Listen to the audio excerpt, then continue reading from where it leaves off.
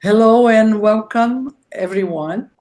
Our best welcome to our most distinguished guest today, Professor François Chesnais, the speaker of our seminar, RedeSist webinar on platform capitalism, surveillance capitalism, challenges and perspectives for sustainable production innovation system. Professor Chesnais, it's a great honor and pleasure to have you with us today. I still remember, François, when we first met in the late 1980s in your office at OECD, and I recall especially your generosity and the attention you gave us then. And also when we went to visit you and your wife, Catherine Sophia, in your house in L'Île-Dieu, to invite you both to write chapter to our book, System of Innovation and Development, published by Elgar in 2003. Of course, many seminars, many encounters to produce this book. And after that, the chapter that you wrote to this book, I have to mention, on innovation in the global finance-dominated accumulation regime became both a hit and a must. And it was translated into Portuguese in the book published by our university, the Federal University of Rio, in 2005, where we have this and another contribution from you and Catherine Sophia as first author, addressing the impacts of this regime on the workforces.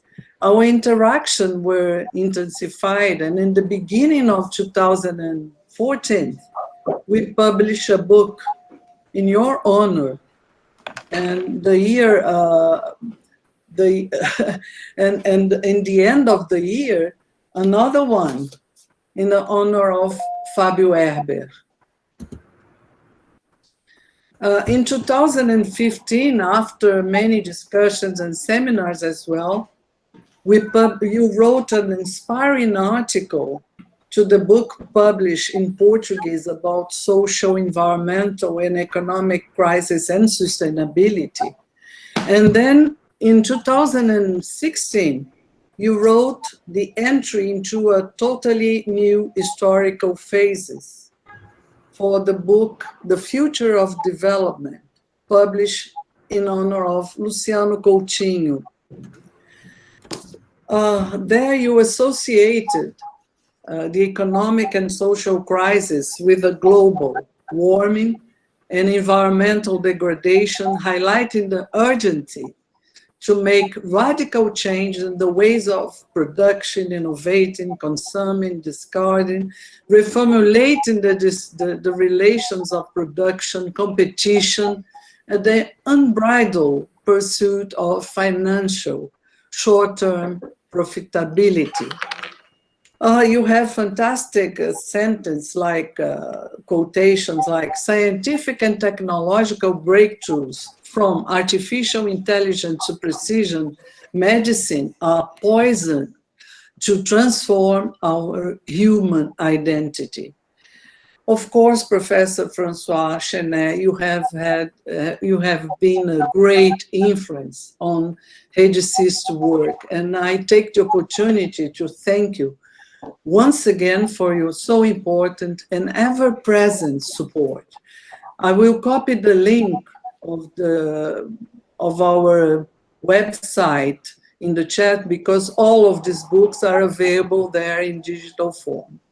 Professor François Chesnais, the issue of your presentation today is of foremost importance to the work that some of us in RedeSist are now developing.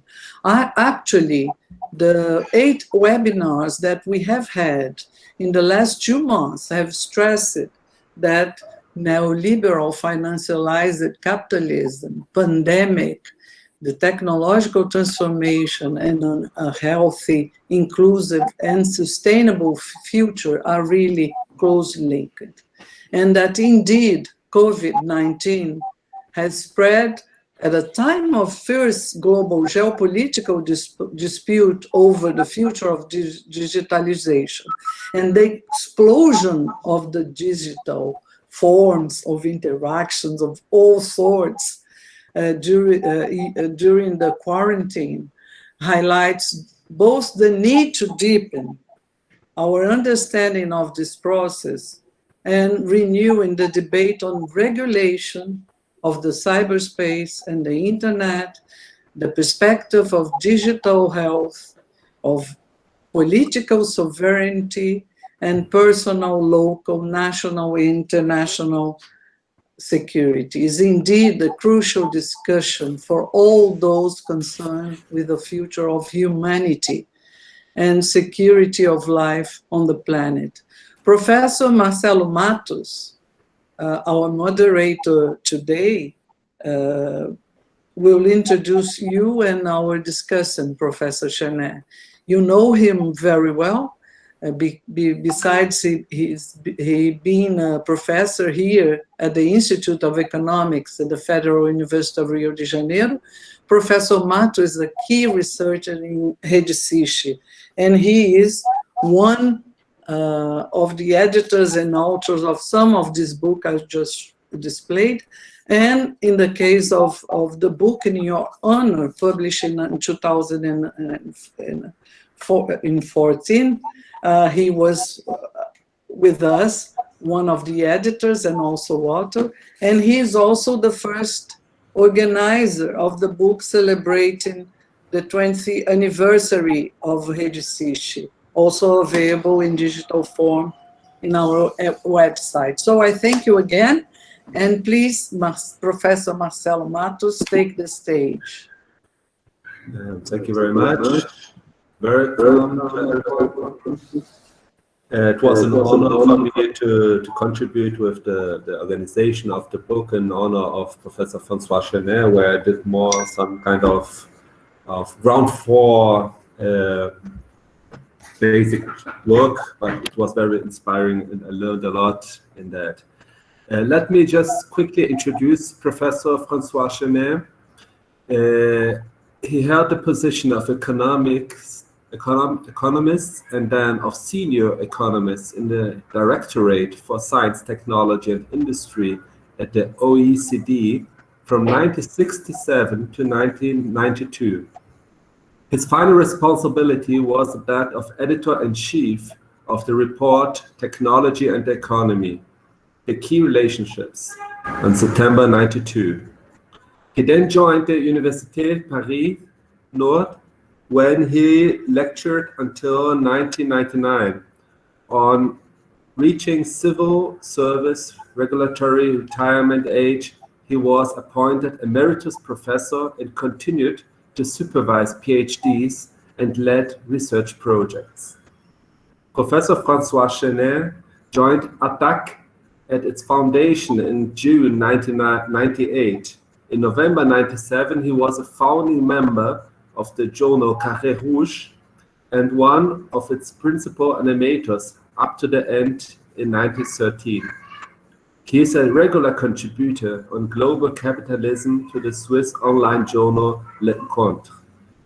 Since 1994, he has published numerous books on financialization and globalization, notably, and then I will have to apologize for my poor French, La mondialisation du capital, La mondialisation financière, European integration and global corporate strategies in 2000, La finance mondialisée in 2004, Les dettes illégitimes in 2011, and Financial Capital Today, Corporations and Banks in the Lasting Global Slump in 2016. This, of course, is a very brief introduction to our presenter, just to give a slight idea of the relevance of his big contribution to our research fields. Professor, I will pass the word to you, and we are planning to have your presentation for some 30 minutes or a bit more if you feel necessary. After that, we will pass the word to our moderators, to our discussants, which I will then introduce in more detail. And after their comments, we will have some time for debate left. I will put now the slide, and as we made up yesterday, you can tell me to move forward or backward to the slides, and then you are free to give your speech. Please welcome, Professor. The stage is yours, and we'll just move to the presentation.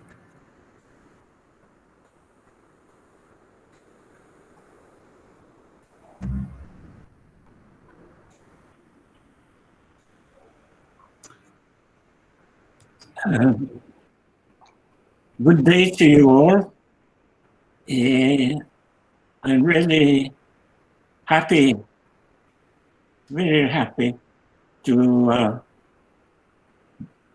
join you in RedeSist in this very special way for me. I've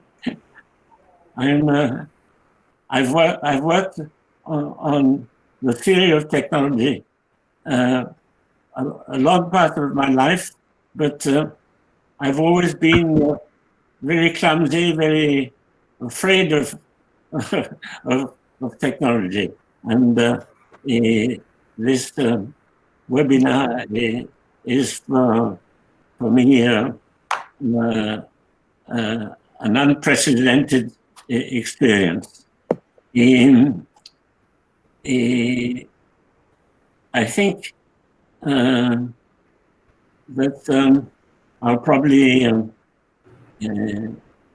honor the time, because as you know, I write quite clearly, but I've always had a problem of communication in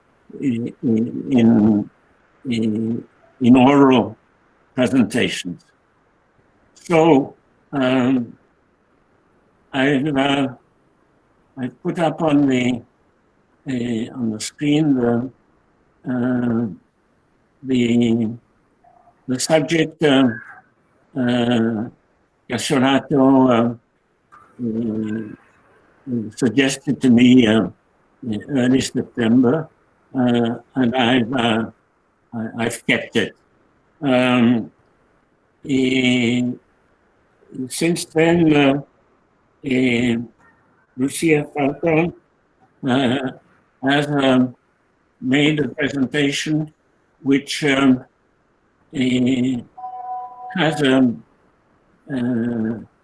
several interfaces with mine, and so she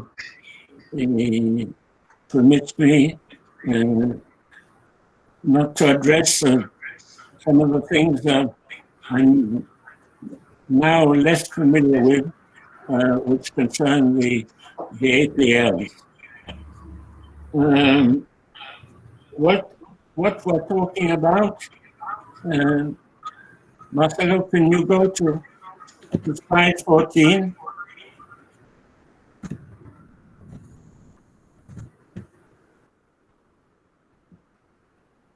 Yes. We're talking about the top global corporations. We're talking about corporations which have extraordinary economic, financial, and political power. So we must keep this in mind the whole time. Okay, let's go back to slide 2. In slide 2.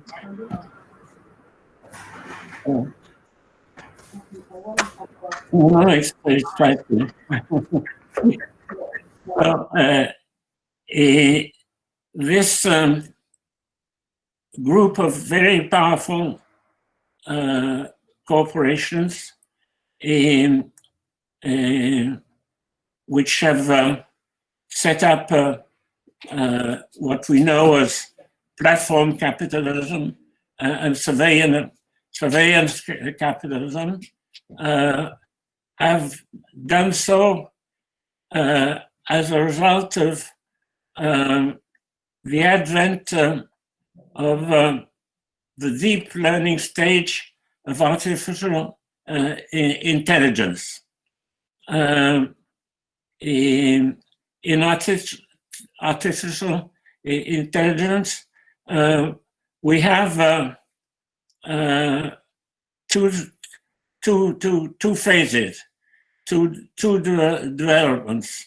The first is machine learning, which provides systems with the ability to learn automatically without having to be explicitly programmed, and their value depends totally on the reliability of the data fed to them.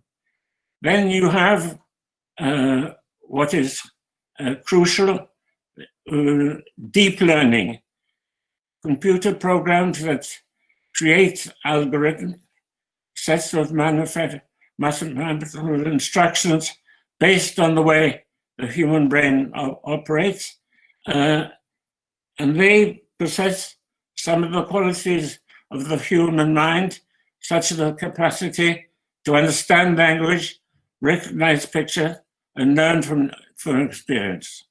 Next.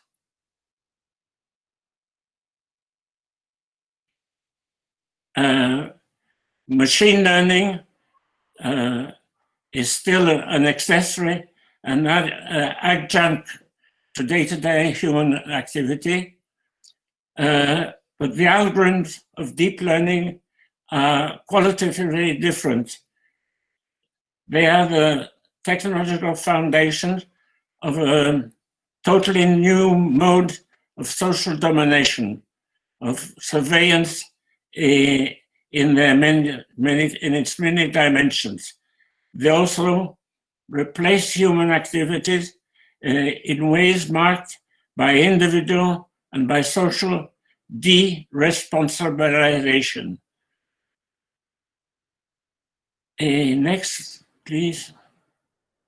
So the first man to work to produce a book was Nick Chesnais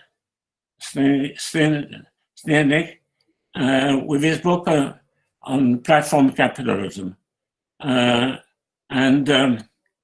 he highlighted the fact that these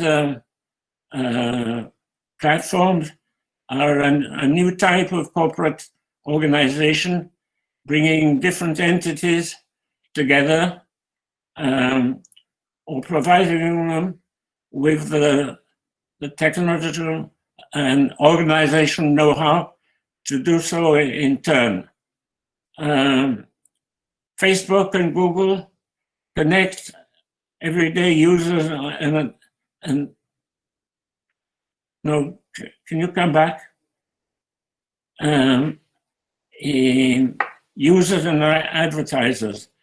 Data is the basic resource handled by these firms. Platforms are designed to extract and use and sell that data by providing the infrastructure for the intermediation between different groups.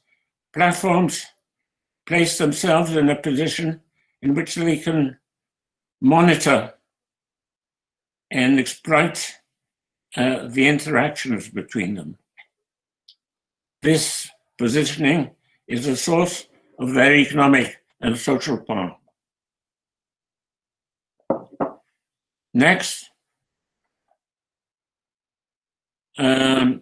Here I've put up, I won't comment on this you can read it later on the slide. It's an interesting example that Chesnais gives about John Deere, about the way it's used deep learning platform control to dominate its sector. Next, please. So here we come to Zubov's term, surveillance capitalism. Surveillance is a many-sided word, and it means watching. It means watching with the intention of controlling people and of collecting and storing specific information. First, watching and controlling the behavior of people by the police, developed the most by China, but spreading rapidly, accelerated by COVID-19 with systems which propose to control the way people have gathered, so it will collect more information still. Now, this has been characterized as by the great Indian activist as I can't remember her name, as a digital dictatorship. Digital dictatorship, which is a very telling expression. Then we have watching workers at work. Amazon developed its own algorithm called recognition, which it then sold, but it started and is still used to watch the workers at work to make sure they're not being idle. Then we have surveillance as the identifying, storing, and selling of the consumption patterns of group of people. This is the basis of the huge revenues and profits of the corporations we're studying. Then there's a very big issue, which is that of storing the most sensitive data, which is data on health. And here we have the alliance between Apple and Google. Next, please.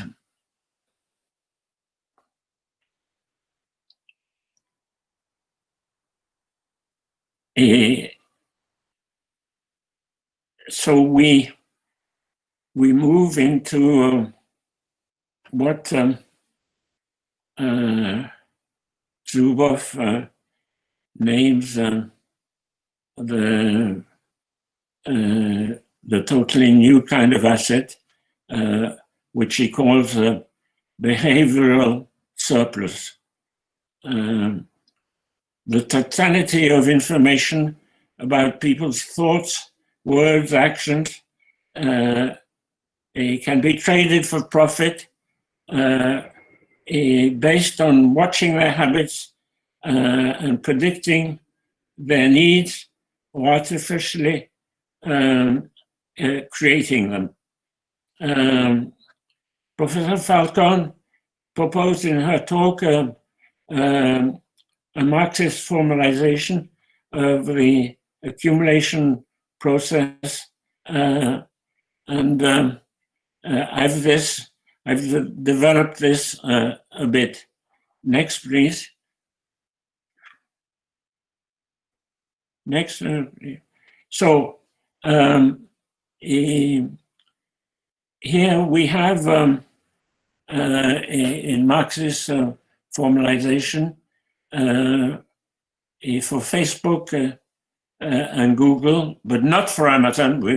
We'll see that Amazon is a very different corporation, although it's always associated with the two others. We have this complete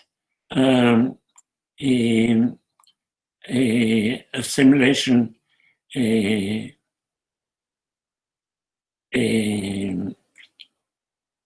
cycle, which I've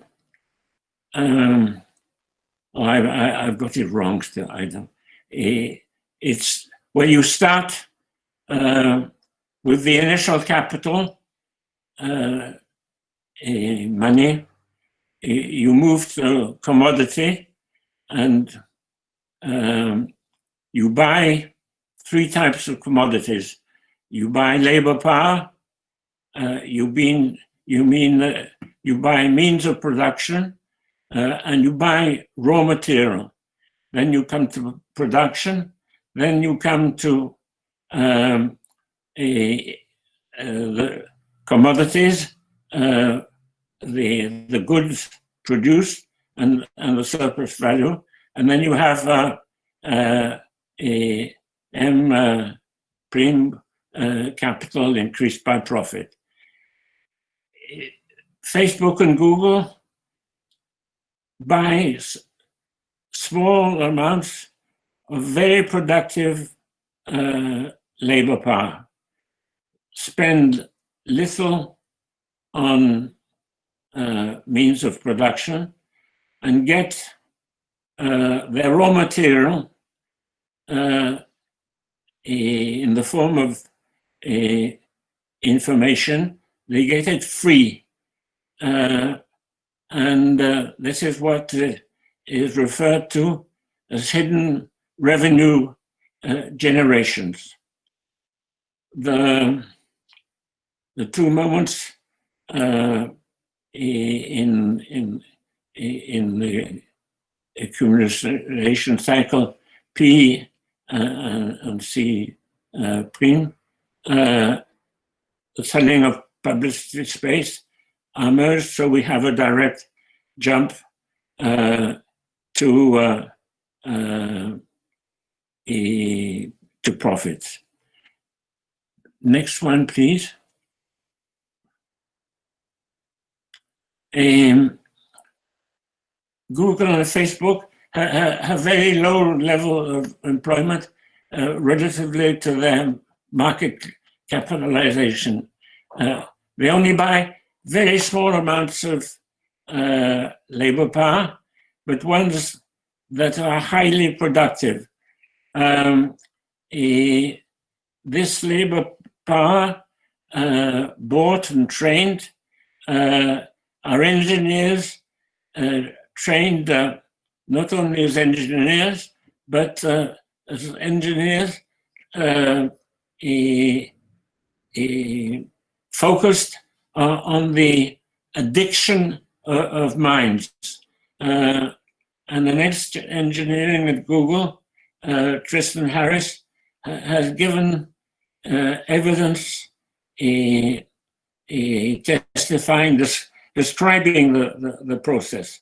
And he calls it human downgrading, meaning an interconnected system of mutually reinforcing mechanism aimed at capturing human attention and weakening of the capacity to resist advertisement.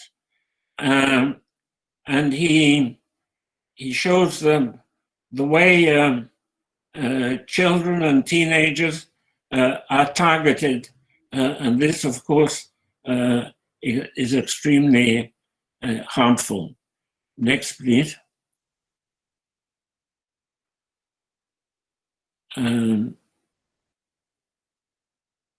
Then I discuss the issue of storing data on health, and this has been a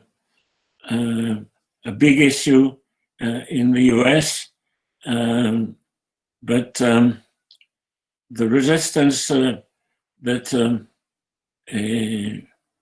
public opinion developed in the US has been considerably weakened by the fact that the UK national health system and Boris Johnson has introduced the use of algorithm by UK startups as a way of one of the means of containing COVID-19. Other countries are tempted to do so. It's probably, unfortunately, an irreversible trend. And this is where one of the points where I have a slightly different position from Professor Falcon, who I find very positive about the promises of e-health. This position is certainly not shared by the French medical profession. Next, please. You can move. You can move next. Okay. Here we have Google's business model, and this is a graphic a formulation of this hidden revenue generation. This information, which is gathered free, processed in order to propose algorithm targeting different groups of consumers, and they're sold by two of Google's affiliates.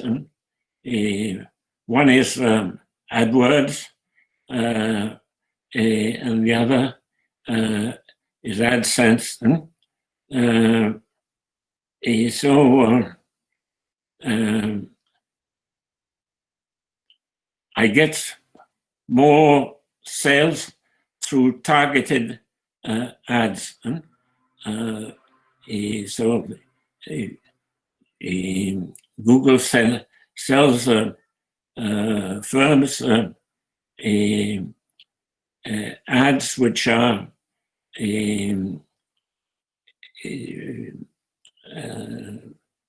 totally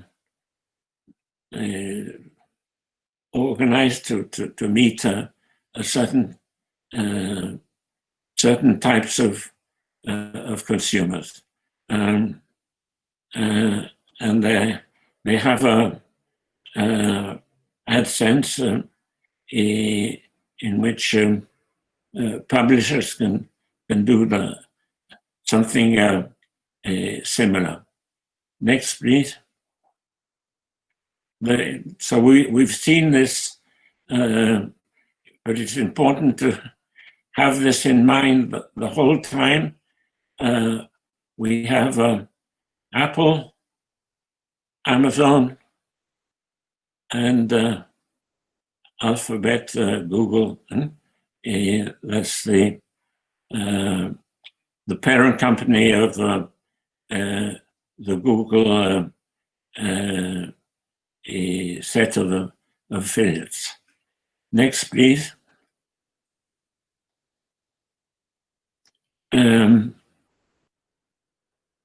So here are some figures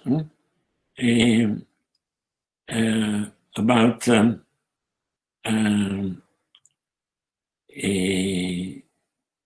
the sources of Google revenues,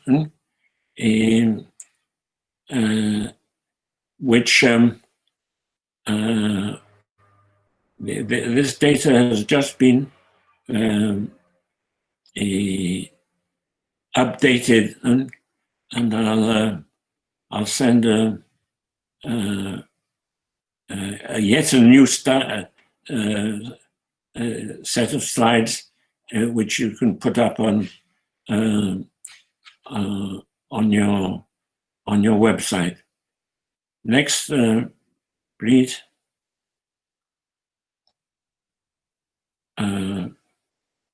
So this is a repetition. Please go ahead. Yes, this is important.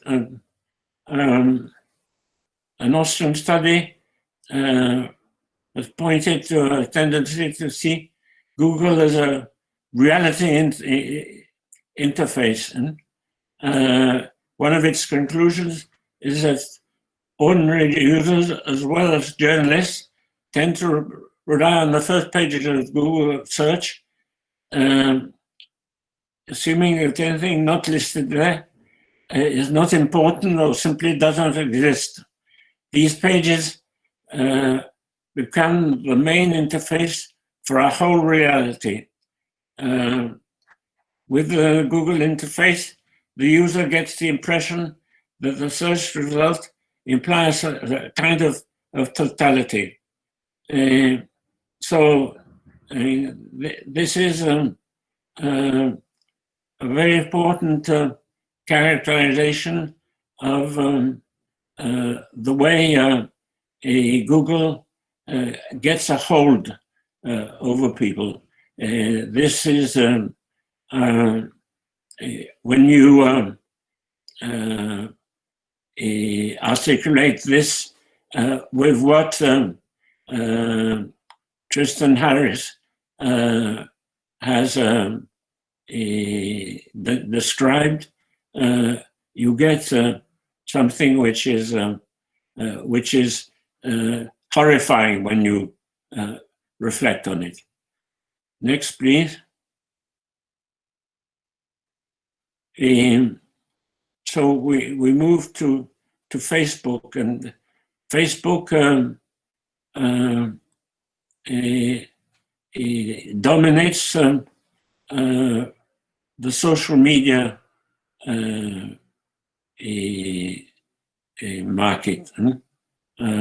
It has 75% of the market,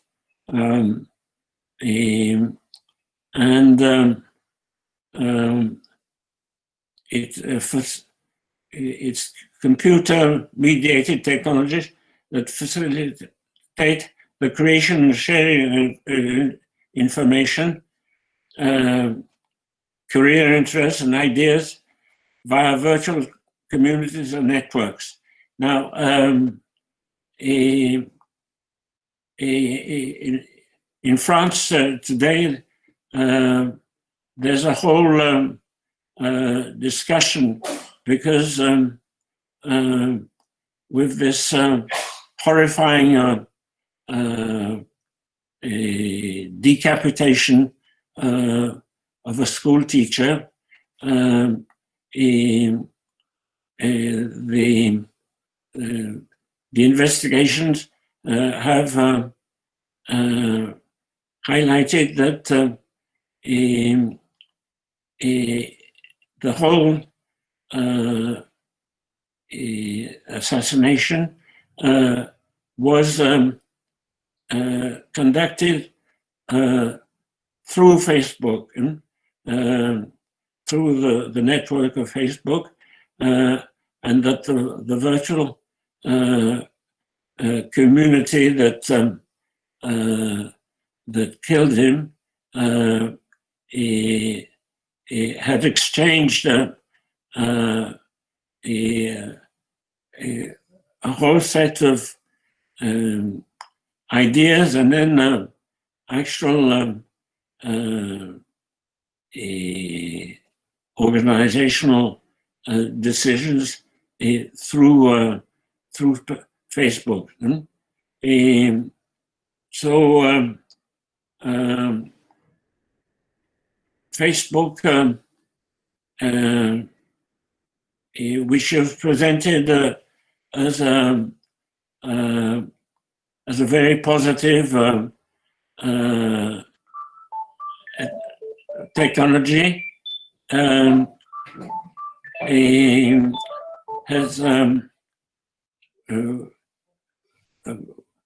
facilitating the creation or sharing of information among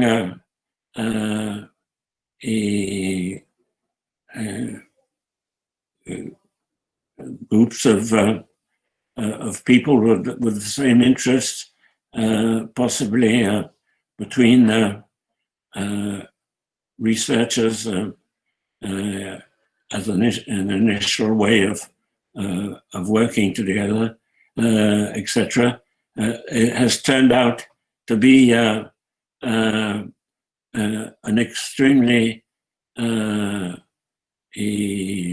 vicious technology. Please move on. We're here.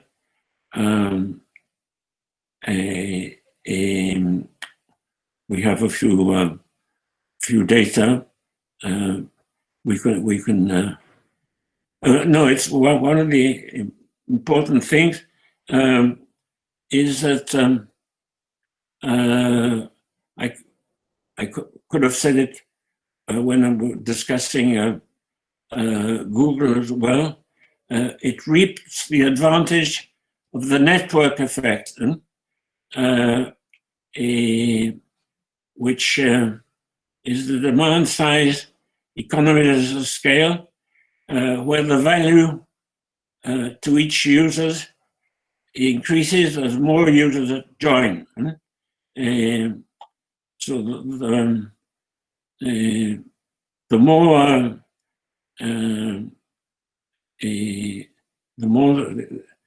the number of users increases, the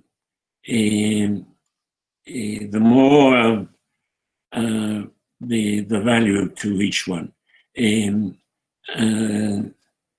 of course, from the point of view of the corporation, the more the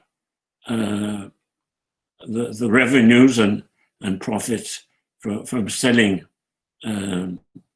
advertising. And in the case of Facebook, it's 99% of its revenue. Next, please. So we have a new diagram for the particular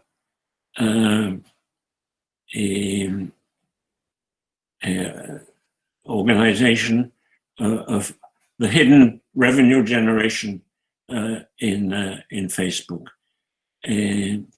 We can move on.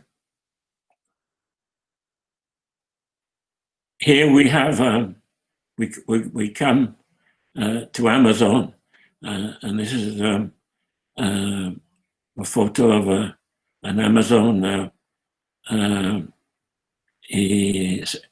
warehouse, and you see the whole, the massive merchandise and the very few people.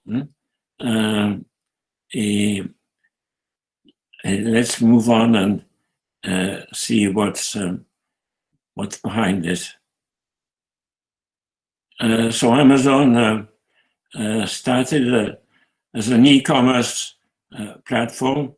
The largest proportion of revenues, 50%, still come from their online marketplace.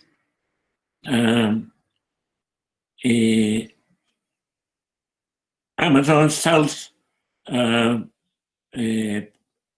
products it's bought itself on its platform, but it offers also to third-party sellers the possibility of using the platform to sell to their own consumers. And it's become a very profitable activity. So we have some figures about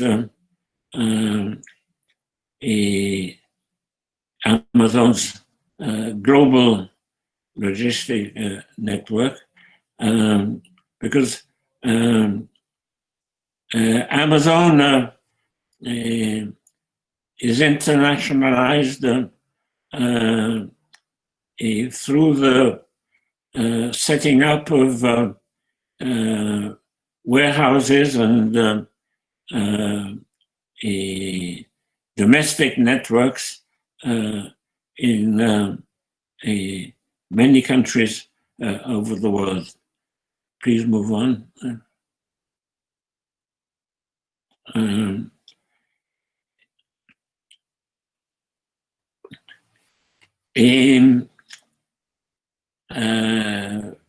Amazon has done a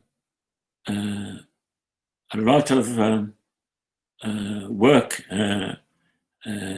in hyphen marks on its organization, and there's a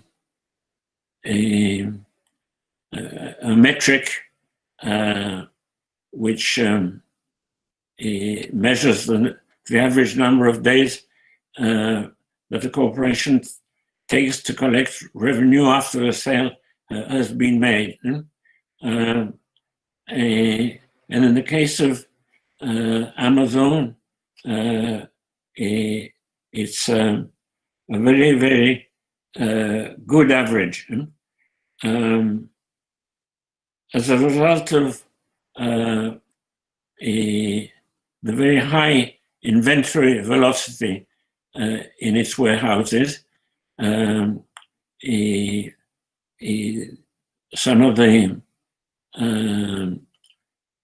of the goods only spend a few hours, most of very few days before being sold, and the speed of the deliveries. Amazon succeeds in collecting from consumers before payments to suppliers come due. So it never has to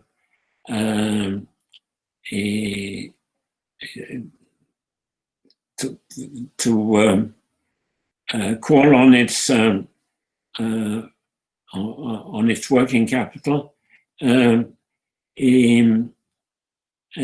we have two reasons for this. The very high level of on-site exploitation of workers, very few workers, combined with an important use of robots, and huge monopsonic power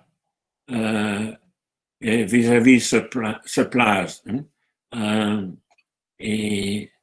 Very few corporations, even large ones, can discuss the prices proposed by Amazon to sell to buy their goods and for them to sell them. Next, please.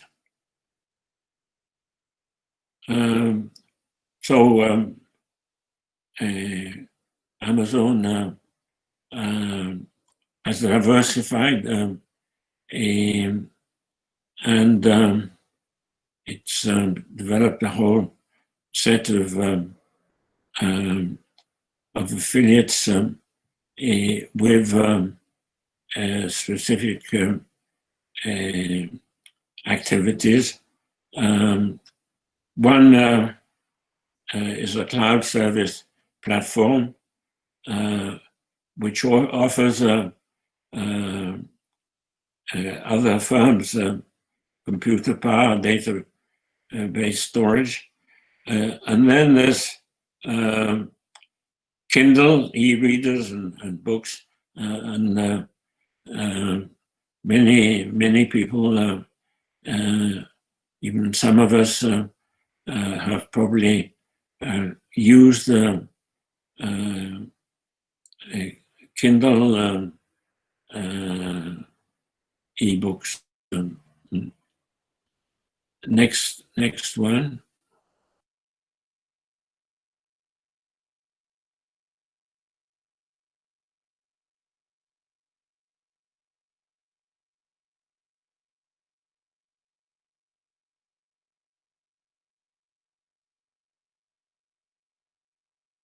You hear me? Yes, yes. Oh, yes. Eh? Welcome Great. back. Most welcome. Okay. So we were saying that Amazon has advantages available only to itself, and this allowed it to invest in its own coronavirus protection, and to propose the first vaccinated supply chain, which permits Amazon to increase its position vis-à-vis competitors. As more people choose to buy and sell products through a service that has invested in being virus-free. Next, please.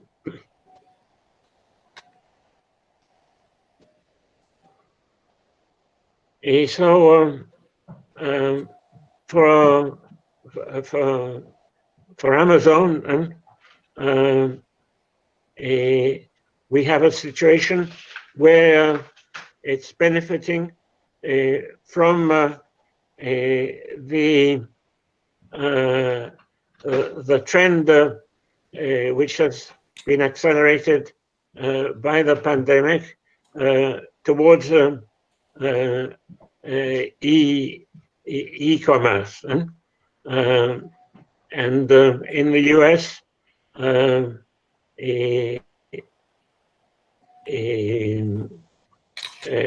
analysts or observers are very pessimistic, and some say that the mall-based department store is in its last stages, and we know how important for American cities the mall-based department store is, and if it's being killed off by Amazon, it has a huge negative social impact. Next, please. Next.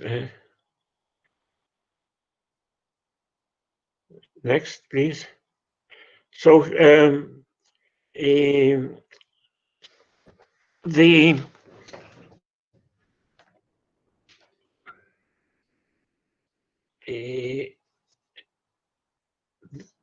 group Google, Amazon, Apple, and Facebook have started having to testify in antitrust hearings at the US House of Representatives. Google has also had to face another set of complaints and the filing of antitrust a breach because of an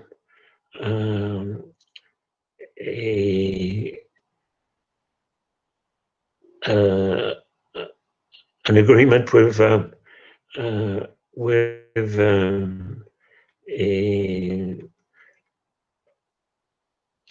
some of its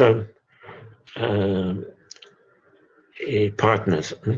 Sorry, I've lost them. So I come back to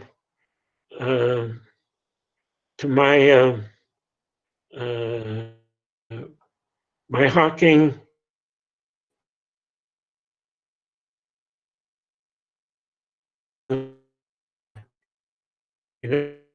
category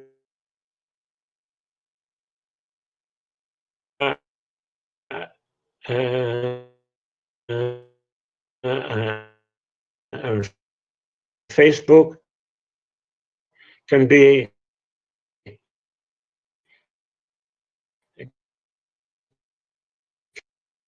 characterized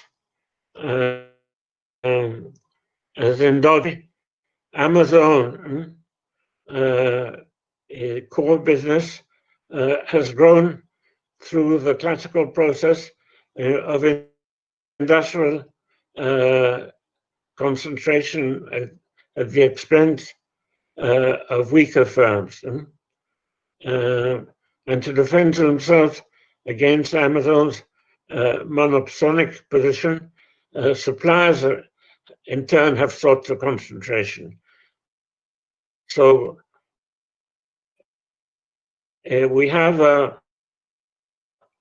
a strong general influence of action. Next, please.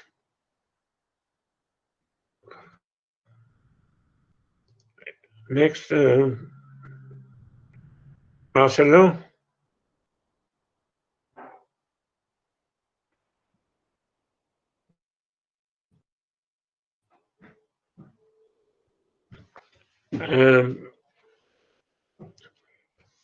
So now, how do we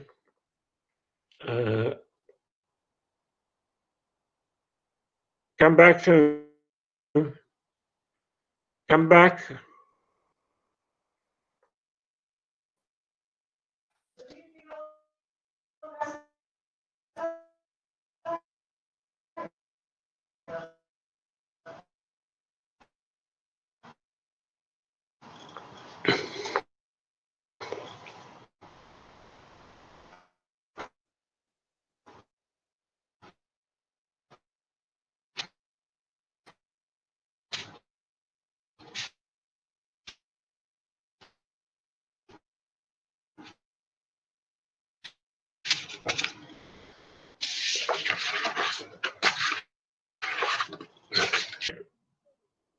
'29. The next one.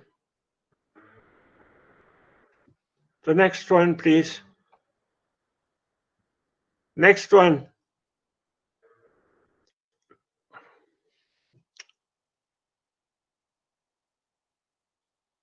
So what I was trying to say on the previous on the previous slide is that can you come back to the previous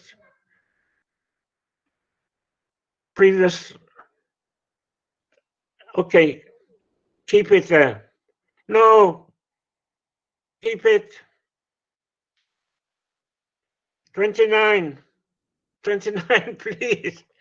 Okay, so we have a group of the most powerful corporations bent on encouraging unlimited consumption.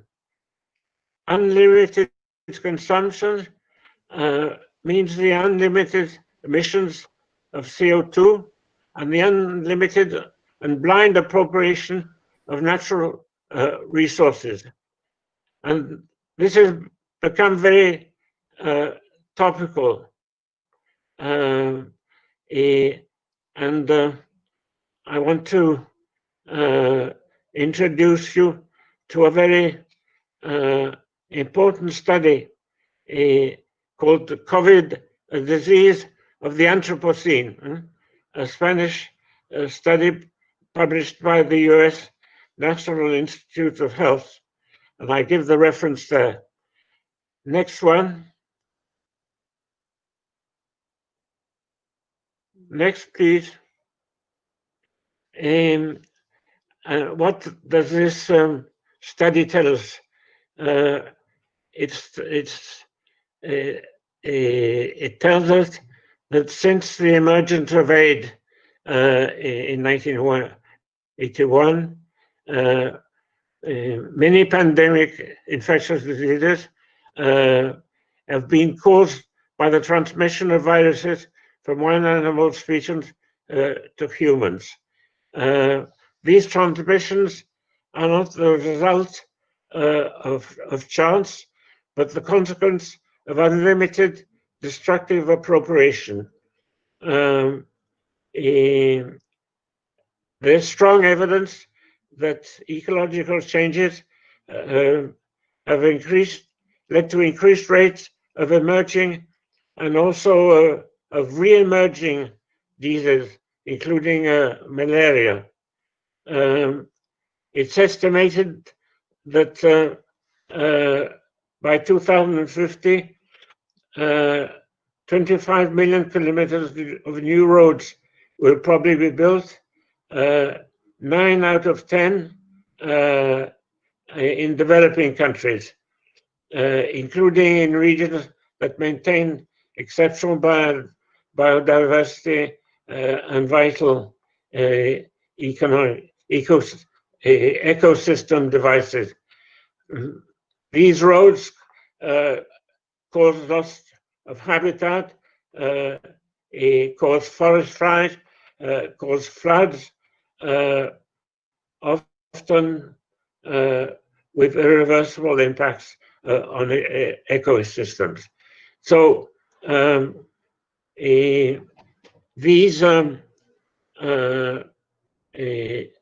these corporations buy this inbuilt mechanism of increasing, inviting the increase of consumption,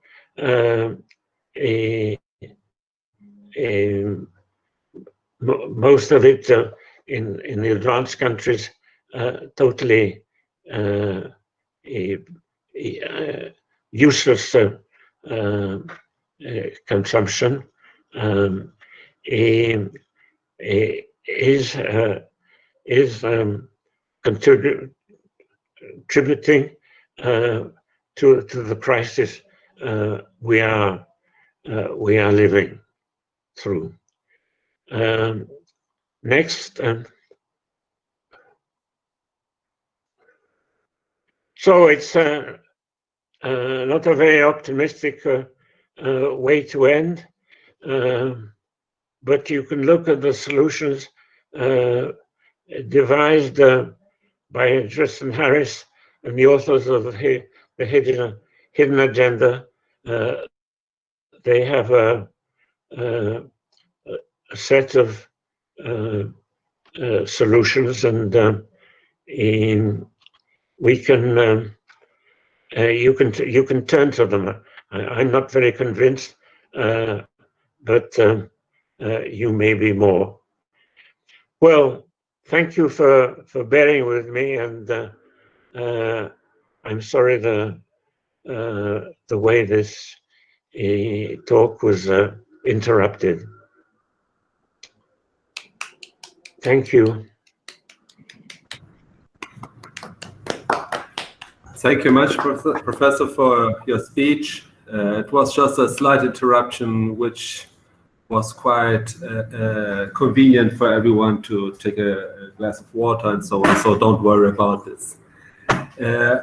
Now we should move on to our comments. And I'm not quite sure who is coming first, Professor Cassiolato or Esther. Following the sequence of the program, it would be Professor Cassiolato, so please allow me quickly to introduce him. He is a professor of economics of innovation at the Economic Institute of the Federal University in Brazil, the coordinator of RedeSist, the research network on local productive and innovative systems in the Institute of Economics of the Federal University of Rio de Janeiro, a member of the directing board of the Fundação Oswaldo Cruz. Among other things, he was president and secretary general of the Globalix community, the global research network for economics of innovation, learning, and capacity building systems. He's also member of the editorial advisory board of several international academic publications in the area of science, technology, innovation, and development. In recent years, he has published many interesting contributions to our debate, and will not go on with the long list, because just mentioning once again the contribution of the publication in honor of François Chesnais, which I had a big honor to help a little bit in publishing it.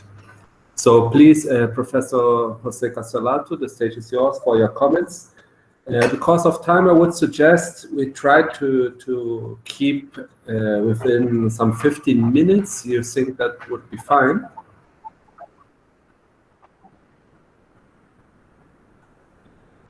Okay, good morning, everybody. Thanks, Marcelo, for the very nice introduction. And particularly thanks my friend François Chesnais for the, as usual, excellent and provocatory intervention. I'll try to spend less than 15 minutes, and Marcelo, please cut my word if I'm too long. In order to facilitate what I'm going to say, and just 3 points that I want to provoke my friend François, I will pass some slides as well to make things easier. Okay, let me find it. Okay. Okay, basically there are 3 points, and I would like to say to François and to everybody that it certainly builds on previous publications and work by François that he didn't go into detail nowadays. And what I'm going to say, in a way, it refers to the so-called Western capitalist countries. I'm going to leave aside China. We can go back to this later on, because in my point of view, it's a slightly different evolution of technologies, institutions, policies, and production innovation as a whole. Also, I'm not going to talk more about the links between the two main crises, the economic, social, and political crisis on one hand, and the environmental crisis on the other. They are linked, but I'm not going to touch on the particularities of that. The first point is about artificial intelligence in the Western capitalist economies and radical and incremental technological change. I put a recent phrase by Professor Margaret Boden, who is for more than 40 years a senior professor of cognitive science at the University of Sussex, and certainly one of the most important experts in robotics and artificial intelligence. And she simply said, that's a recent thing that she said, is that artificial general intelligence is still a pipe dream. It's not simply too difficult to master. And while it may be achieved one of these days, it's certainly not in our foreseeable future. Well, as I understand the words of Margaret Boden, it's not that we are not having some radical technological change, but there are still a lot of things to go. In this discussion, I have to recall some comments by Chris Freeman, who says that in an economy driven mostly by short-term market force, changes in the technological trajectory occur mainly incrementally. Locking mechanisms inhibit radical paradigm shifts. There are lots of fuss about the so-called fourth industrial revolution linked to AI, but I'm still a bit skeptical about that, particularly because of the inertia of established systems and the persistence of old technologies and infrastructure for a long period, even after the establishment of a new paradigm.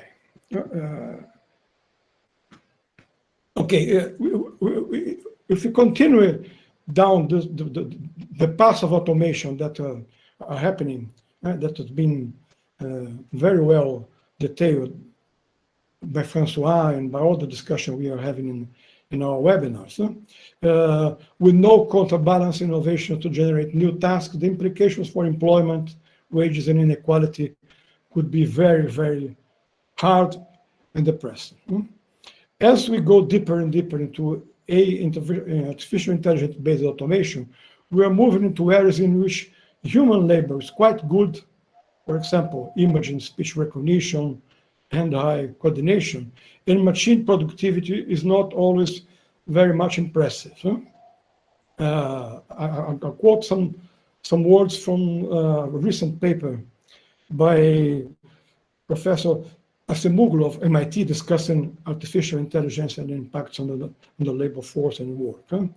And what he says is very important, because it's automation technologies aimed at substituting machine for humans in these tasks are very likely to be of the so-so kind. And then we are having a technological evolution of the so-so kind, which in a sense try to deepen and replicate the world economy, the world organization of production, the world organization that is leading us to the end of humanity. And in a sense, it's also a result we cannot see, even count on productivity gains. This, François, I would like to link with your continuous emphasis in your several works in the last 7 or 8 years, with the work of some very skeptical economists in the US about the strength and radicality of innovation and technological change in the US economy. I recall your work quoting Robert Gordon, Tyler Cowen, and even Bill Lazonic, that has been with us in the last few years.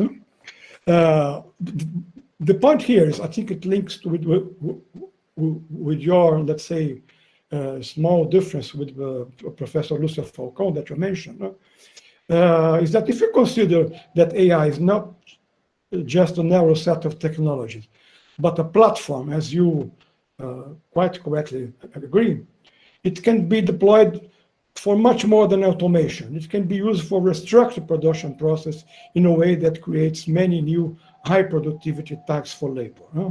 In healthcare, which is the area we are most interested in, at the moment gives us a very important example of that. Although there has been an effort to introduce digital technologies into healthcare, the focus has not been on creating tasks in which humans can be productivity employing. In fact, as Marcelo will point out, some of the use of artificial intelligence in radiology, for example, are very much in the mode of traditional automation. On the other hand, AI applications that collect and analyze information can significantly empower nurses, technicians, and other healthcare providers to offer a wider range of services and more real-time health advice, diagnosis, and treatment. So the benefits in terms of greater labor demand and productivity are just for us to see. I use this because we had some examples of work done with our Chinese friends. And the way I understand it, that AI applications in Chinese are more or less following this type of pattern. And we have a very important, interesting paper by Professor Liu, who gave us a talk a couple of weeks ago, where he actually shows how this is being done in different regions of China. And then there is this double movement. In the West, let's say, following the old path that is leading us to destruction, and in China, perhaps a different way. I would like you to comment on that, particularly from the policy point of view, and link it to my second point. And I want to make a friendly provocation with my friend François, because I want to get you exploring more the connection between what we'd call big tech and Wall Street. You showed very important examples of the increase in importance in terms of market value of the big four. But I have to think, and I got a recent piece by Yanis Varoufakis in the Project Syndicate, an article that he wrote in late August, and he was talking about what happened, in his point of view, very different from previously, in 12 August. For the first time, he said, our spread expectation of falling revenues and profits, because there was announced on that particular day the huge negative numbers for the economy and employment in the US. Widespread expectation of falling revenues and profit led, or at least did not prevent, in a sustained buying frenzy in London and New York. And this is not because the speculators are betting that US and UK economy have hit rock bottom, making this a great time to buy stocks. No, for the first time in history, financiers really don't care about the real economy.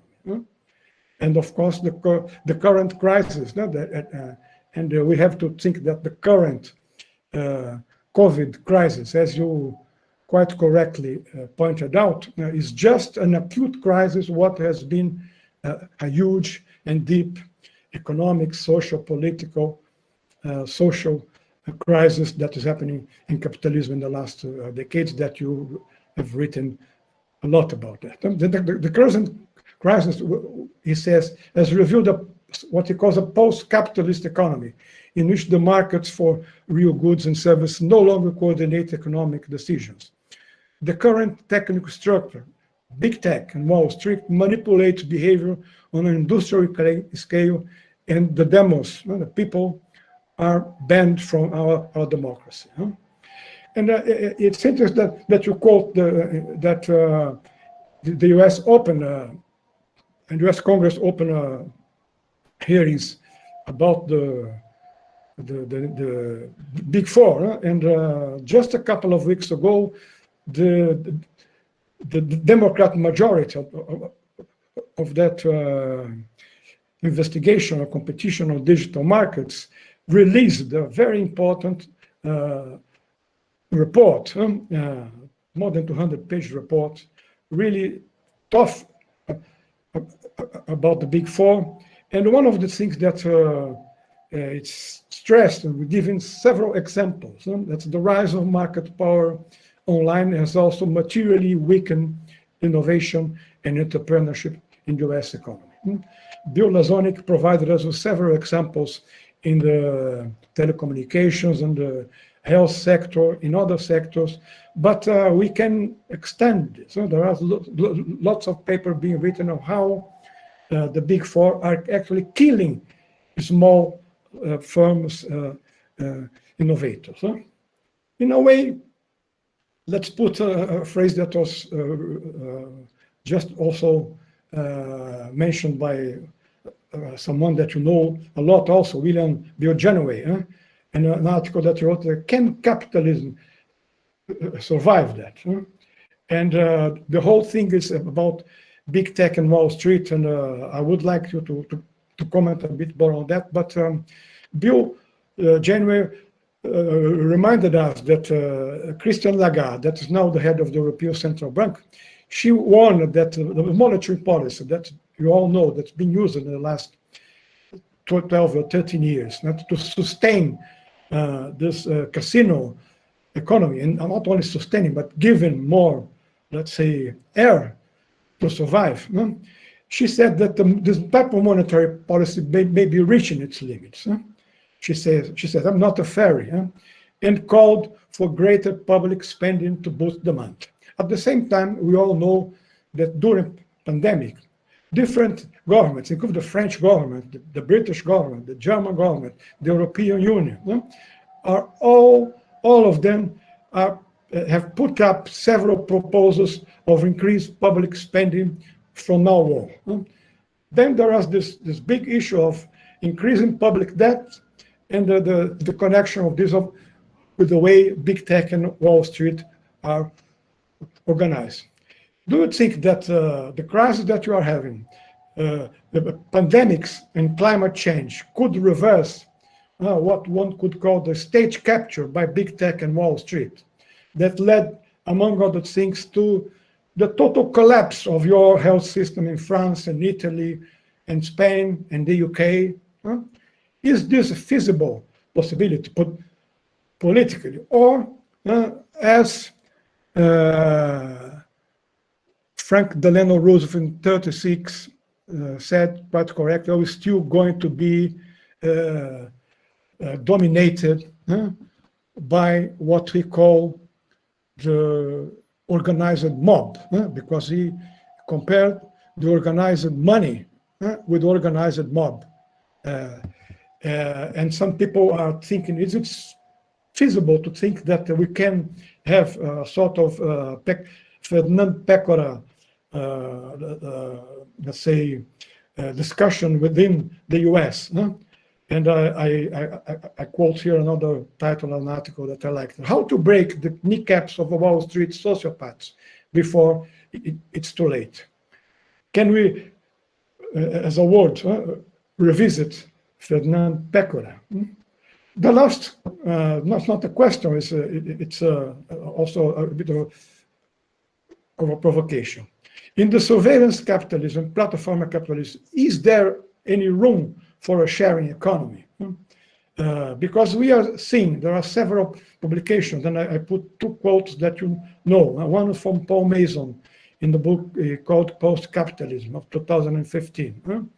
And the other one is your comrade Christophe Guilly, the book that he wrote in 2018, Nos sociétés, le fin de la classe moyenne occidentale. And they're both same things, and we at RedeSist in Brazil, we are witnessing, even under this terrible overall situation, things like that. Although invisible, politically insignificant, economically useless, the popular classes have not disappeared. People from specific places are spread over the vast majority of territories where life happens, actually, not to constitute fringes, but popular continents where the small clusters of metropolises are located. The same thing Paul Mason says, and I would like you to make a brief comment on that. On the other hand, and finally, thanks again for being what you are, François, and I'm very proud and honored to be your friend in the last 40 years. Thank you very much. Thank you, Professor Cassiolato. I'm not quite sure if Professor Chesnais is still online and got your last 2 minutes of speech. Are you? No, he's coming back right now. Okay, but it's not necessary. Huh? Let's move on because you're... Okay. So let me very quickly introduce our third guest as a discussant, which is Professor Esther Dweck. She is an associate professor at the Federal University of Rio de Janeiro, also in the Institute of Economics. She holds a PhD in economics from the Federal University of Rio de Janeiro in 2006, with a visiting period at the LEM of Scuola Sant'Anna in Pisa, Italy. She is a specialist on public sector economics, growth and economic development, researching primarily on the following themes: fiscal rules, demand-led growth, micro-micro integration, input-output analysis, and ABM models. Between 2011 and 2016, she served in the Ministry of Planning, Budget and Management as chief economist and as secretary of federal budget. So with this very interesting experience, she can also contribute a lot for our debate. Please, Professor Esther, the stage is yours. Thank you, Marcelo, for the kind introduction. And as you could see from my background, I'm not a specialist in technology. And, although in my early works, I was working with industrial innovation and technology innovation, but I'm not a specialist, especially with both of you in the same, let's say, panel. So I will not try to go into details about the discussion of the innovation we are living right now. But I think, first of all, I'd like to thank also Professor Chesnais for his great speech. I think he was speaking that for him, this is unprecedented. For the first time, I think he's participating in a webinar. I don't know if I'm quite sure. I must apologize. Sorry, I'm not quite sure Professor François is hearing us. Professor, could you please confirm, because your image is freezed. Professor Chesnais, could you please confirm us that you are hearing? I'm sorry for interrupting you. Oh, no problem. But I think he is. I think he's moving now. He's laughing. I think. Yes? Yeah. Okay, so let's move on. Okay, great. I think you mentioned that was an unprecedented experience to participate in a webinar like this. So I think and you mentioned also that although you work with innovation for most of your life, but you're not such a specialist in technologies, but you actually, as you can see from our speech, you were very specialist on what's happening with the technological innovation that's happening in the world and the consequences of it. So I think it was great to hear you. And also after when Cassiolato was speaking, also I think that you both some important issues from what's happening. That's probably one where I'm going to concentrate my main of my comments on your speech. And also some of the points that Cassiolato mentioned that I would also like to point out again. So I think that when you were speaking in the beginning of your speech, that you're bringing some kind of new forms of capitalism, the platform capitalism and also surveillance capitalism, as was mentioned in the topic of your speech. I think this is very important because what we're talking about is capitalism. So when Cassiolato was asking, is capitalism going to survive from all what's happening now? I think this is the main question, because that's the way capitalism usually appropriates whatever it's being produced and how, and especially the revenues that come out of production is the main question here.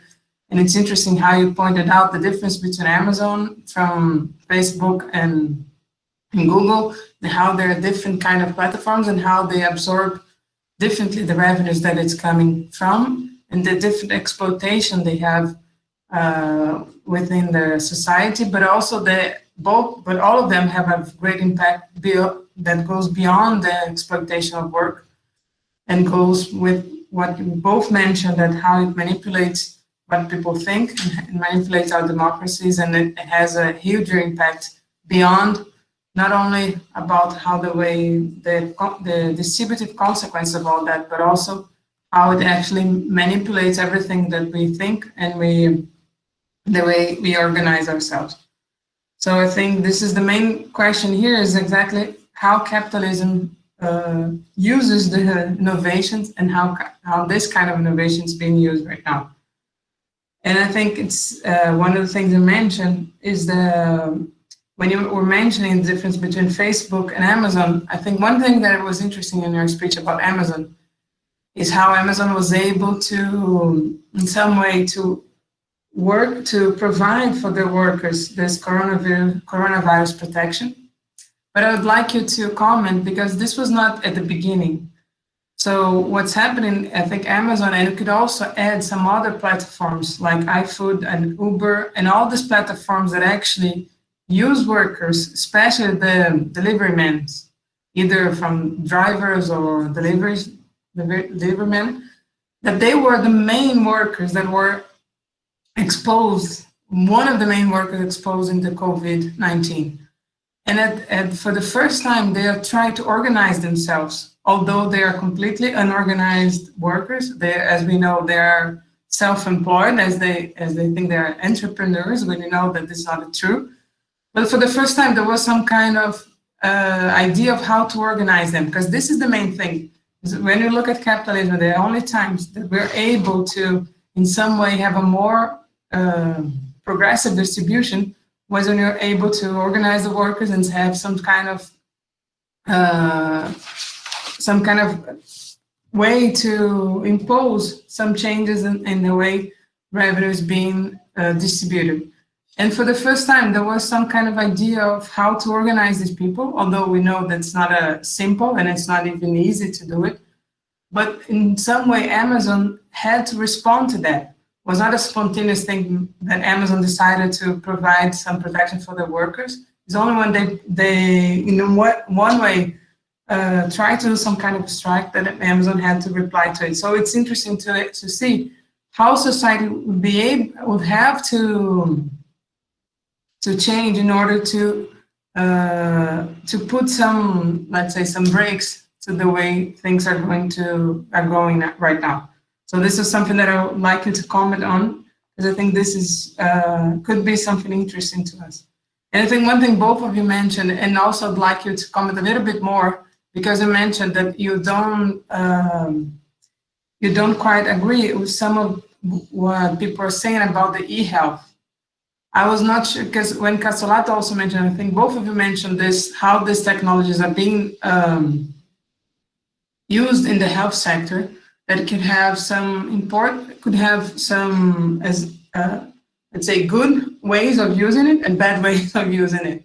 So I think I would like you to comment on that, because I think this could be actually an improvement in the way for national health systems, either in UK or even the Brazilian health system, which could be improved by the way you use technology. But there's also a very dangerous way of this that being used right now. So I think I would like you to comment a little bit more on what you don't agree, or you agree with the idea of e-health and the consequences of it. So if you could talk a little bit more about that, it would be great. And another thing, before coming to the Brazilian experience, that I'd like to comment a little bit more on, I think I really like the way you've been writing for a long time, but the way you brought it in your presentation, to link all of this discussion with the, let's say, the ecological changes that are happening right now, and how this kind of pandemic is not something completely out of the blue. It's not something completely exogenous to the way we are developing our societies, but actually this is consequences of how the world is being run right now. And I think that also pointing to what Cassiolato mentioned is what would be the alternatives that we could actually try to to pass through, and what is the political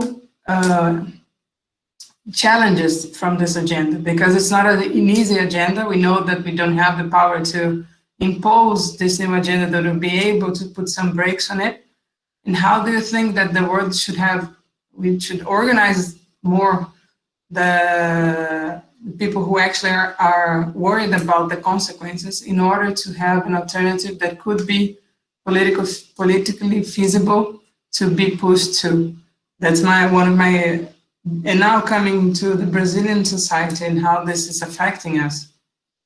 I think one of the, well, as you probably know, our elections were completely dominated by what you call the surveillance capitalism or platform, especially surveillance capitalism, as happened in Brexit and has happened in the US elections, and it's happening in many other countries.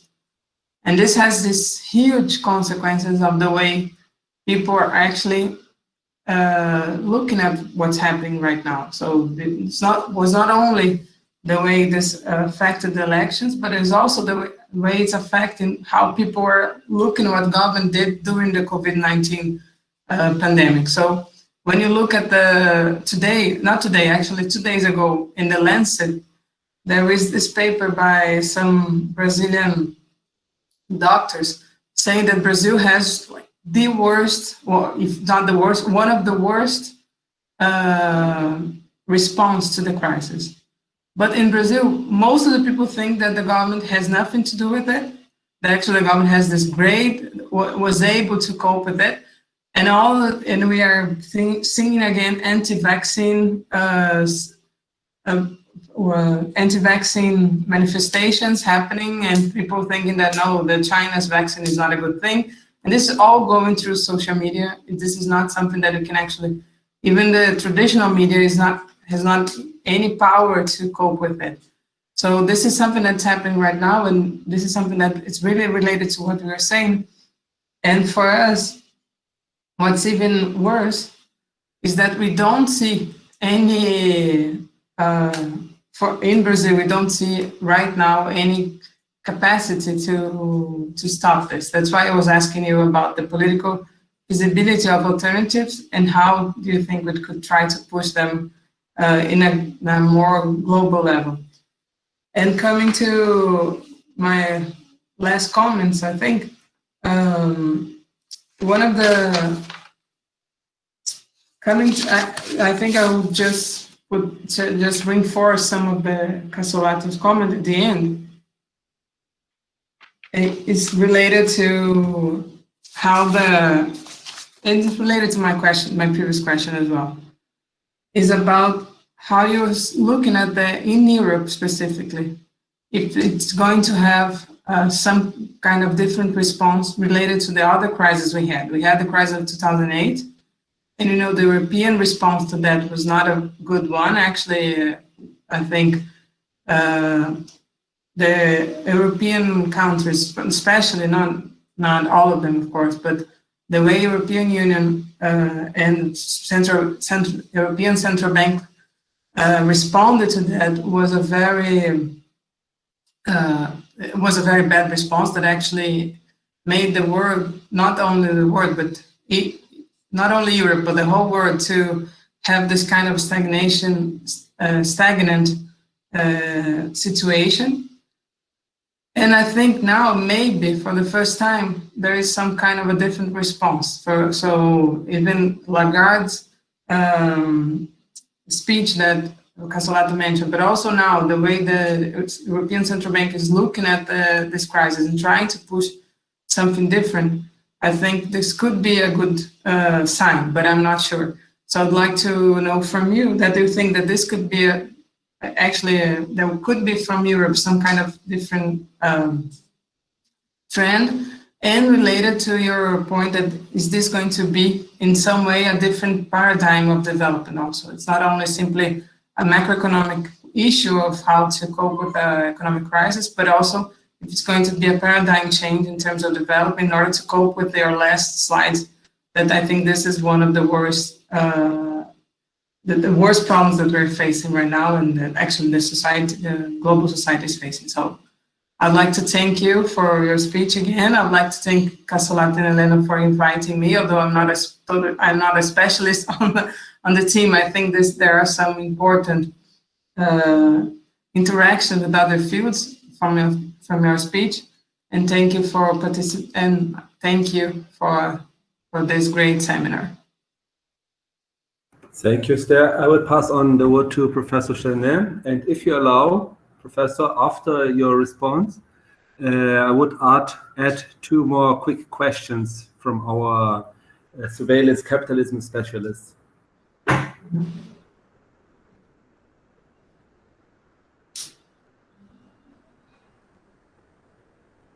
think you have to call her, Marcelo.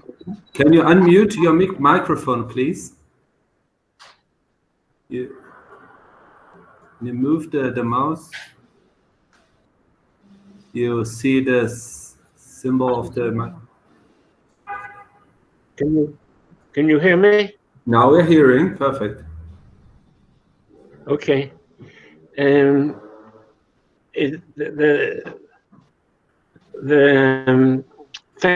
you, Cassiolato, and thank you, Esther, for your long and complex remarks and questions. The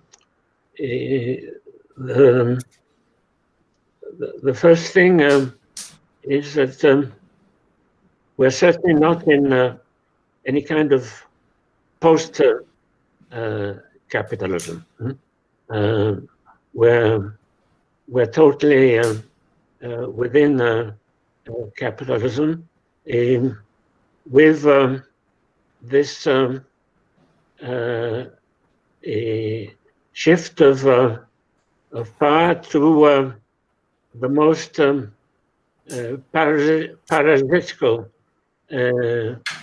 forms, which is platform and surveillance, which don't produce anything but appropriate data, knowledge, in order to sell it. So we're certainly in a certain stage of capitalism, but where one where sooner or later the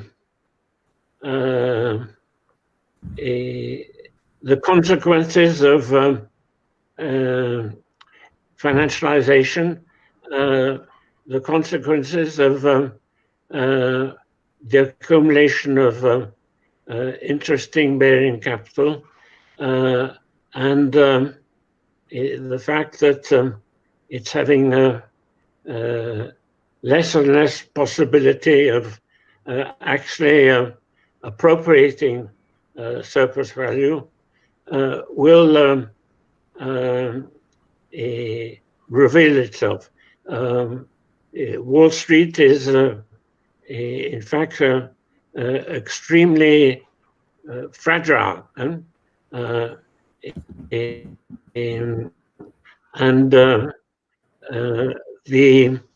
the fragility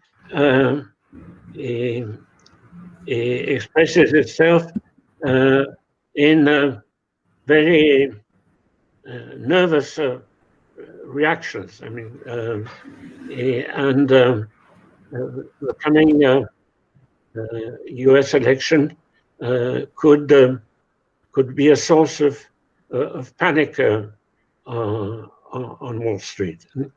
The pandemic has created this this situation of bringing the capitalist world economy almost to a stop. And the negative growth rates, with the only exception of China and a bit Korea and Taiwan, mean that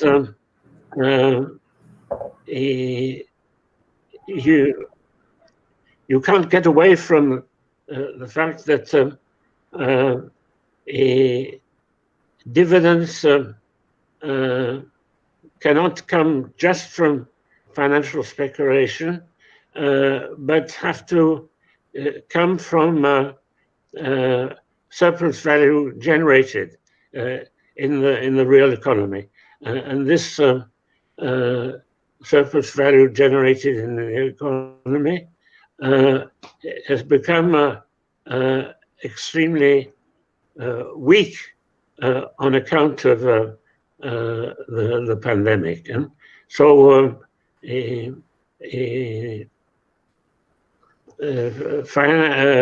interest-bearing capital, finance capital, is in fact extremely vulnerable. So I mean, this is my central response, and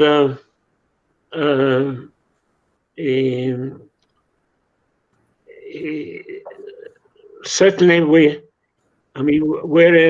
in a situation which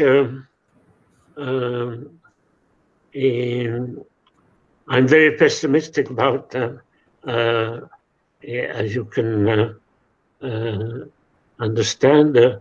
We're in a situation where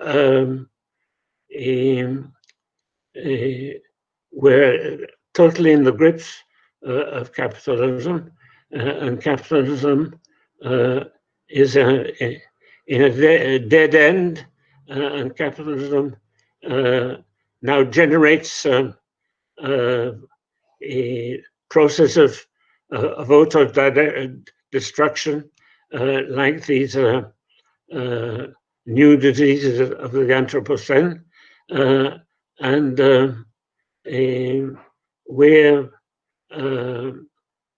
for the time being caught in that, and the only responses we find are very local. The answers at the moment to the global crisis are interesting local experiences, but they can't get any grip on the major macro processes. So everything that I've been writing about in the way of the new historical period, and the historical period being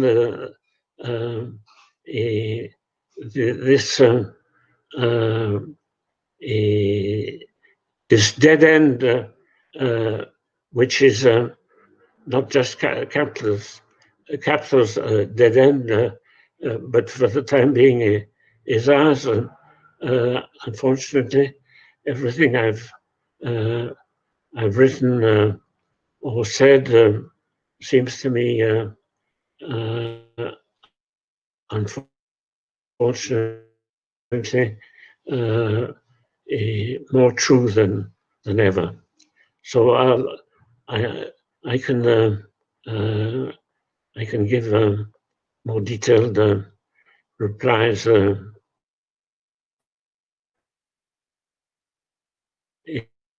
in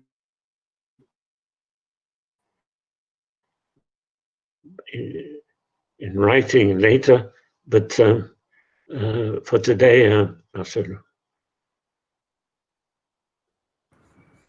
Okay, Marcelo. Okay, thank you very much, Professor. Would you allow us two very quick questions from our colleagues which are researching on surveillance capitalism? It would not take more than 1 minute for them to ask and a few minutes for you to react on them. Is it possible? Oh. So I would...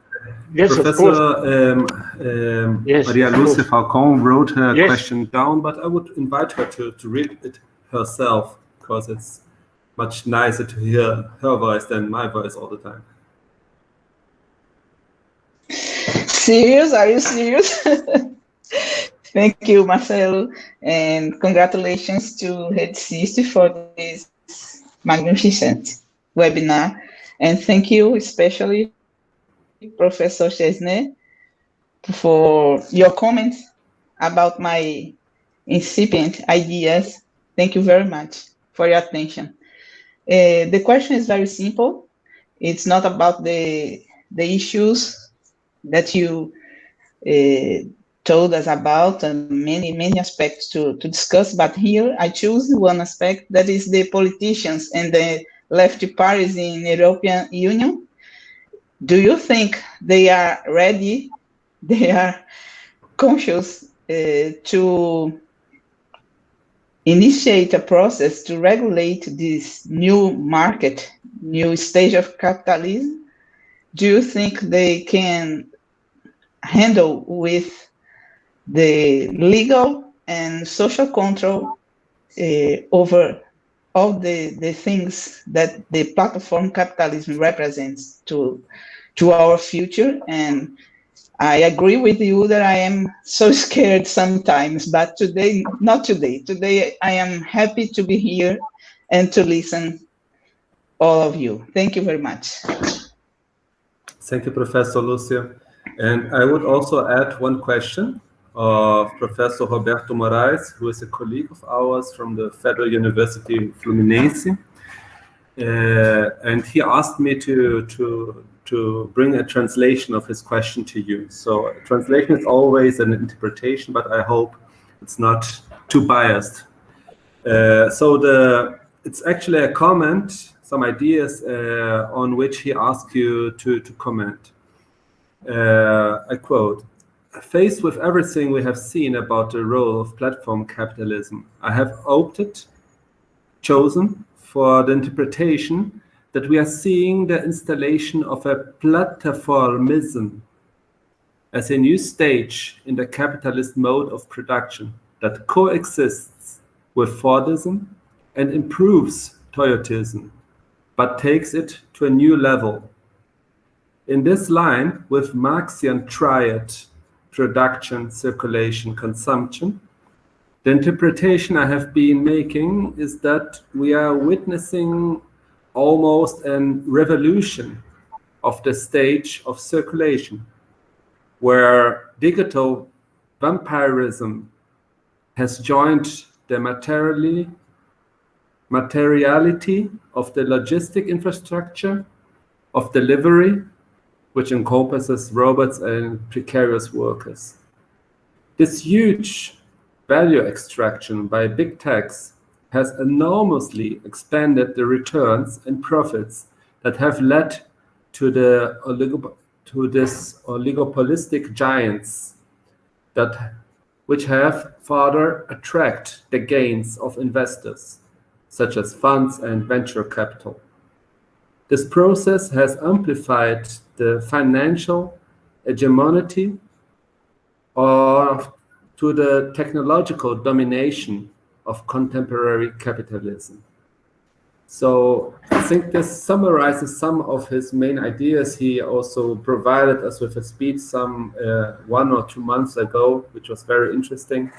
And eventually you could comment a little bit on these ideas. Professor Chesnais, pass the word to you, please. Okay. Thank you very much, Professor Falcón.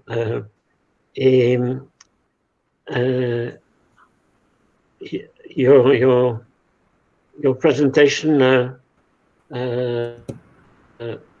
it helped me a lot in preparing my own, and so I'm very happy to see you, to meet you through this particular way today. I really don't think that the governments have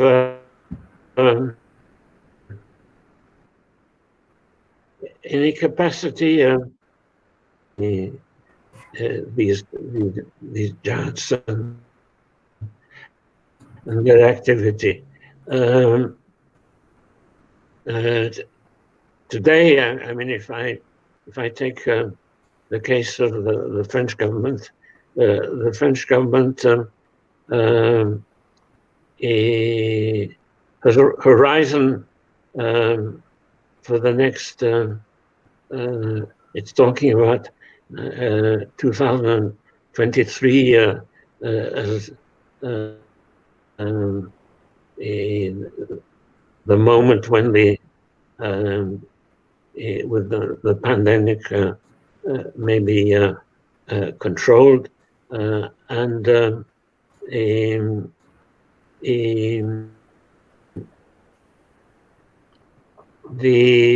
policies. He says the finance minister, for instance, says that he's going to return to cutting the expenses of the state. I mean, that's why the ideas about e-health are so dangerous, because it's allowed the hospitals to be downgraded even furthermore, and we've seen the effects of this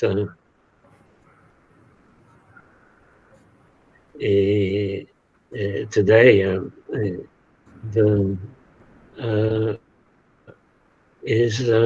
Has been over the years so immense that all they can do is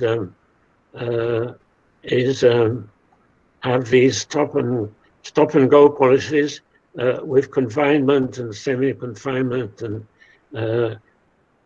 curfews.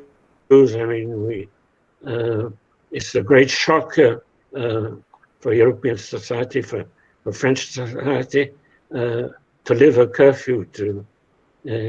Everyone has to leave the streets by 9 p.m. So we're in a situation where their agenda is so complete that they can't envisage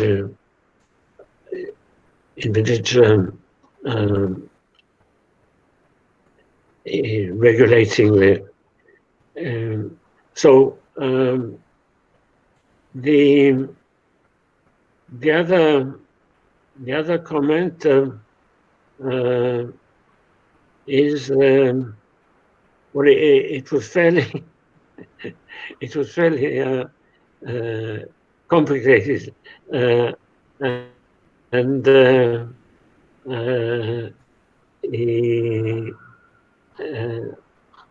I mean, I'd like to correspond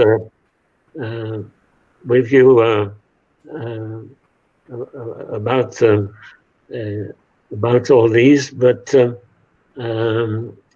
I still think that the issue is the one about producing and centralizing sufficient surplus value to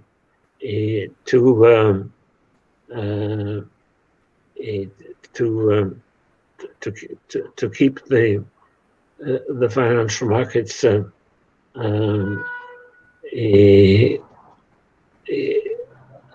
active in the way they should normally be. I mean, they can't go on for a very long time. Just having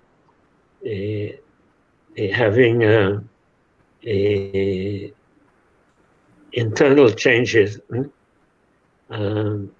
Just one fund manager being able to increase his fight market position at the expense of the others. I mean, this is all that trading is about today, and this can't go on very long. And I think a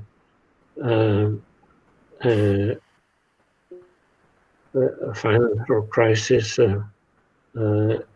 is almost inevitable. That's all I can say. Thank you very much. It's a pity you didn't give us some inspiring and hopeful end comments, but that's how it is. So I'm sorry. I'm sorry. I'm sure I can see how Cassiolato has a severe look on his face, and how he's unsatisfied with my replies. No, so, I'm totally satisfied with your replies. We're not unsatisfied with your replies, but with reality, how it is. With reality, yes. Okay. Yeah, your very good answers gave us a picture of a not so friendly and hopeful future, but that's how it is. That's what I meant to say. So thank you very much for your nice presentation, for the replies, especially for taking such a long time for being with us. And I would pass on the word to Professor Helena, who is our today's coordinator, for giving her end words. Okay, Professor François, thank you very much for sharing your views on the business models of these big techs, their platforms, their new assets, their hidden revenue generation systems, and their new sources of economic and political power. And also for your stress that the problem goes far beyond the lack of privacy and the illegal commercialization of our personal data, extending from human addiction and downgrading to the manipulation of political decisions of individuals, corporations, and government. As Professor Esther Dweck mentioned in the case of Brazil, we have experienced it from the manipulation of votes in choosing political leaders to shaping states of perplexity, distrust, inertia, which lead us to a condition of living and bearing with situations that daily violate democratic practices. That's perhaps the reason for Cassiolato face. We are in a very, very challenging situation in Brazil, as you know. Let's hope that, as Professor Cassiolato and Professor Falcon stressed, humanity is capable of regulating these processes and choosing a positive and constructive path towards a healthy, inclusive, sustainable, equitable development. Dear Professor François Chesnais, thank you once again to be here with us, and we count on you or together continue to reflect on these challenges and possibilities. Thank you very much indeed. Thank you, François. Thank you. Merci beaucoup, mon ami. Thank you very much. Obrigado. Thank you very much. Merci beaucoup. Merci beaucoup, Cleonice. Cleonice. Merci.